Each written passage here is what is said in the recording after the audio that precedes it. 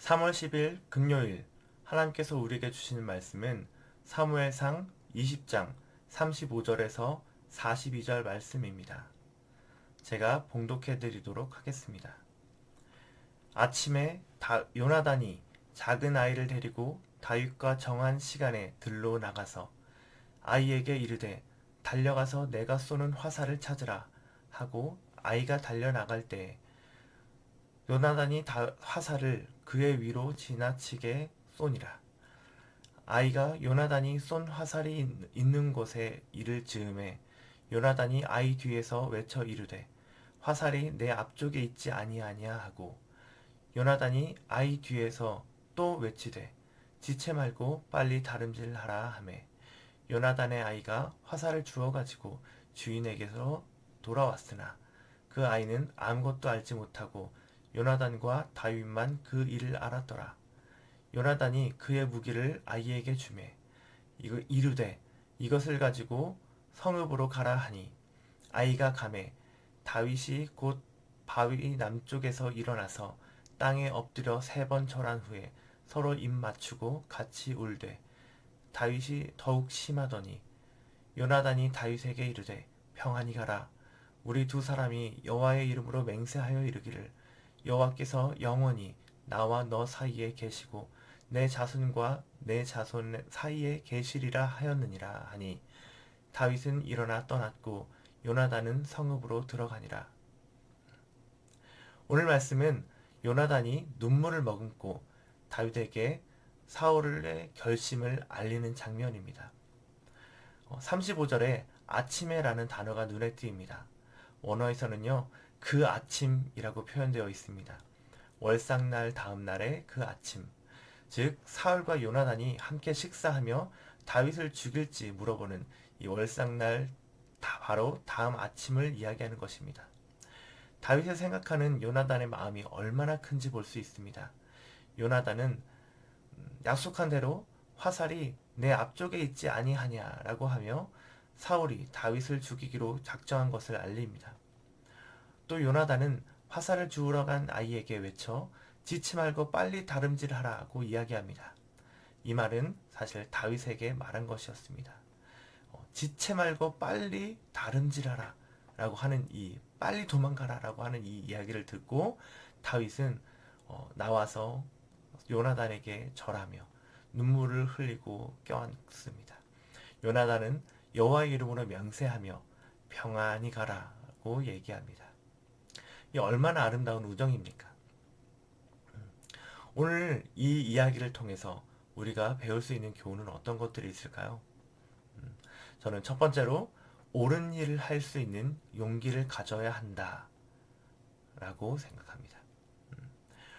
우정과 가족 중에서 여러분은 무엇을 선택하시겠습니까?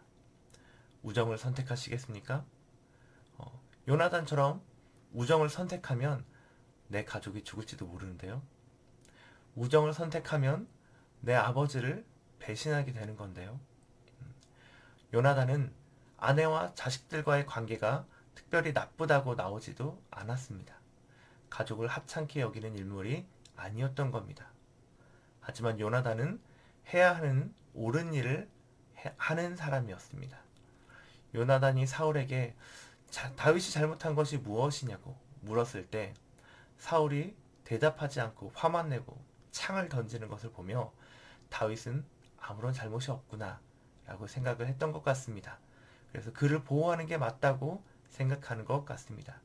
그가 했던 맹세를 지켜야 한다고 생각했습니다. 사울은 창을 던지며 요나단을 위협하지만 요나단은 다윗 위협에 굴하지 않고 자신이 옳다고 생각하는 일을 하게 됩니다. 그것은 바로 맹세를 지켜 다윗을 살리는 일이었습니다. 요나단이 옳은 일을 할 수 있는 근거는 무엇이었을까요? 그냥 요나단이 착한 사람이고 멋있는 사람이어서 그랬을까요? 저는 이것이 요나단의 믿음이라고 생각합니다. 요나단은 자신이 아닌 하나님이 기름 부으신 이 다윗이 언젠가는 왕이 될 것이라고 생각했습니다. 그래서 요나단은 14절에 다윗 네가 왕이 될 때 네 너의 대적을 다 없앨 때 나와 내 가족을 기억하고 보호해달라고 이야기합니다. 요나단이 지금 아무런 세력도 없이 도망 다니는 도망 다닐 수밖에 없는 이 다윗에게 네가 언젠가 왕이 됐을 때 나를 기억해달라고 하는 것은 정말 요나단의 놀라운 믿음입니다. 그래서 저는 요나단이 이런 옳은 일을 할 수 있는 근거가 바로 믿음이라고 생각합니다. 자, 옳은 일을 해야 할 때, 혹은 옳은 일을 주장해야 할 때 반대에 휩싸인다면 여러분은 그 일을 하시겠습니까? 또 옳은 일을 함으로써 불이익을 받게 된다면 여러분은 그 일을 하시겠습니까? 오늘 요나단은 아버지를 배신하는 일이 되더라도, 가족을 위험에 빠뜨리는 일이 되더라도 하나님 앞에 옳은 일을 하는 모습을 보이는 것입니다. 여러분, 옳은 일은요, 몰라서 안 하는 게 아닙니다. 옳은 일을 한다는 것은 물론 좋은 일이지만 이 험악한 세상에서 결코 환영받지 못하는 일이 될 수도 있습니다. 그럼에도 불구하고 옳은 일을 한다는 것은 정말 굉장한 용기가 필요한 일입니다. 그 근거가 결국 믿음에 있을 때 우리가 이 옳은 일을 할 수 있다고 생각합니다.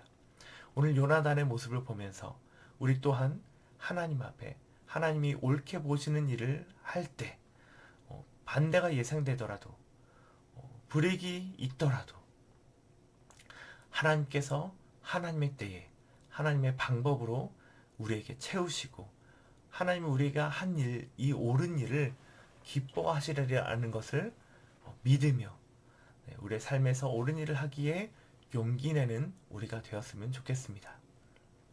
두 번째로 하나님께서 우리에게 주시는 교훈은 하나님은 어떤 상황 속에서도 우리를 보호하신다는 것입니다. 요나단은 다윗의 입장에서 볼 때 현재 가장 큰 적, 사울의 아들입니다. 지금 왕에게 쫓기는 신세가 된 이 다윗에겐 이스라엘 전체가 적의 소굴입니다.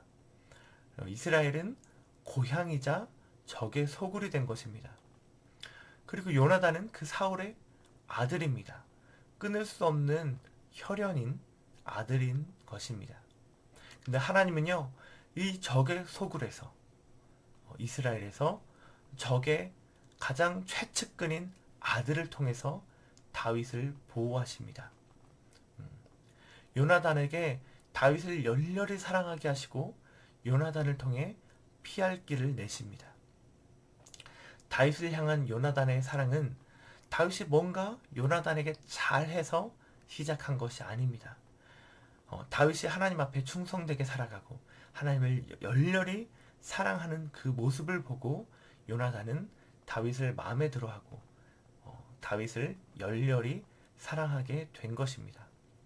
다윗은 지금 최악의 상황이지만 이런 최악의 상황에서도 적의 아들을 통해서 구원하시는 오직 하나님만이 할 수 있는 특별한 은혜의 모습을 볼 수 있는 것입니다. 우리에게 어려움과 위기가 닥쳐왔을 때도 도저히 빠져나갈 수 없는 그런 위기가 있더라도 희망이 없는 것처럼 보이더라도 혹은 포기하지 않고 끝까지 하나님을 붙들고 있으면요, 하나님이 반드시 피할 길을 내십니다. 하나님이 상황보다 환경보다 더 크신 분이시기 때문에 그렇습니다.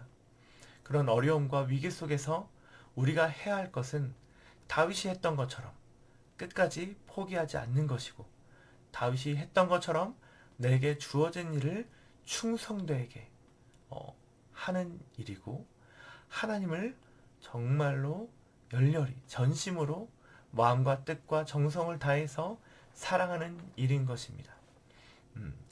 그렇게 살아갈 때에 하나님께서 정말 그런 피할 길이 전혀 없을 것 같은, 인간의 눈으로 볼 때 내가 생각하기에 절대 벗어날 수 없을 것 같은 그런 어려움 속에서도 하나님만이 내실 수 있는 피할 길을 우리에게 보여주실 것입니다. 나의 그런 모습을 좋게 보는 요나단과 같은 동역자들을 우리의 삶에 나타나게 하시고 그를 통해 우리를 도울 것입니다. 오늘 요나단의 모습을 통해서 혹시 반대가 있더라도 불이익이 있더라도 하나님과 내가 보기에 옳은 일을 할 수 있는 용기를 달라고 기도하면 좋겠습니다. 두 번째로 하나님이 다윗을 어떤 상황 속에서도 보호하신 것을 보며 다윗처럼 포기하지 않고 내게 주어진 일을 하며 하나님을 전심으로 사랑하며 살아가기를 기도하면 좋겠습니다. 하나님이 요나단을 여러분의 삶에 보내셔서 여러분을 어려움 속에서 구원하실 것입니다. 아멘.